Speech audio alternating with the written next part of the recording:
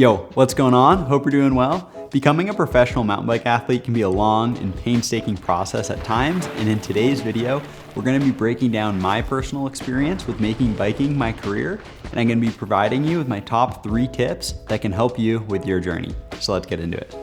My first tip for you today is to make sure that you begin this journey with pure intention.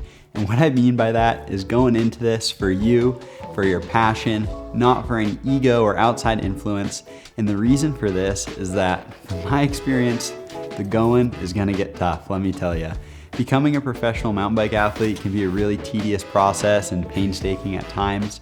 In my personal experience, I ended up living in a van for around 3 to 4 years.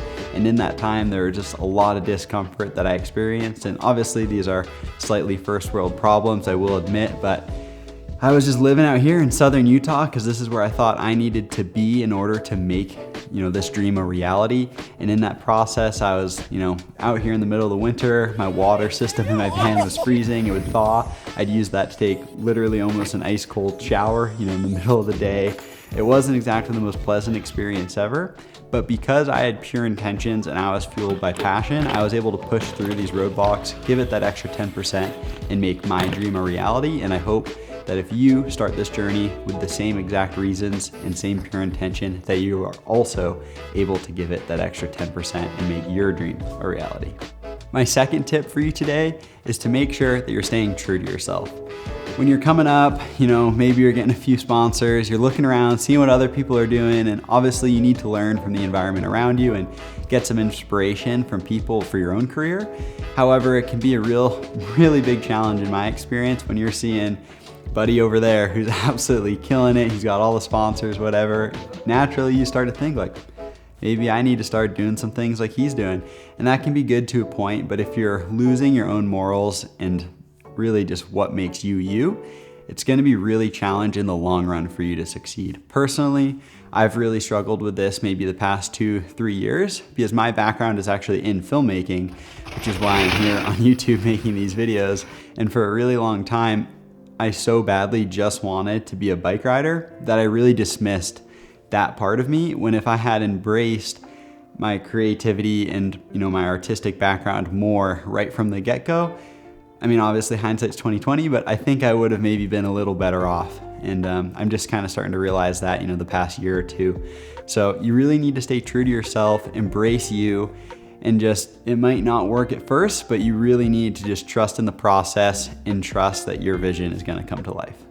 My third and final piece of advice that I have for you today is to treat your relationships with sponsors, brands, etc. in a very professional manner.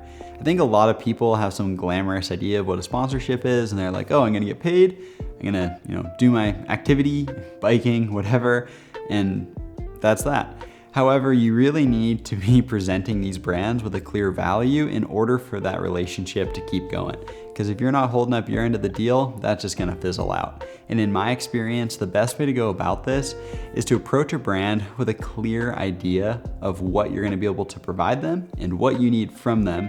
And with that, the expectations are clear. As long as you're absolutely crushing it, exceeding those expectations, that relationship is going to be set up for success and you're going to have a nice long future in the sport.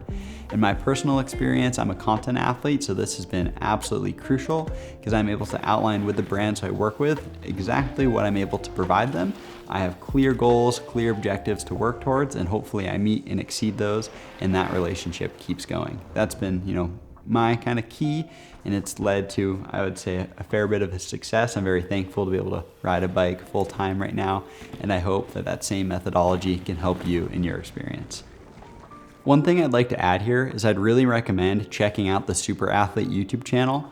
This is a new channel all focused on sports marketing and brand partnerships, started up by Aaron Lutzy, who is a former Red Bull employee. So far, his first few videos have been absolutely amazing. They provide tremendous value. I'd really recommend that you check him out. His channel is linked in the description. To recap everything that we just discussed, my best 3 pieces of advice for you in your journey to become a professional mountain bike rider is to 1, begin your journey with pure intention, 2, stay true to yourself, and 3, to treat your sponsorships or brand partnerships in a professional manner.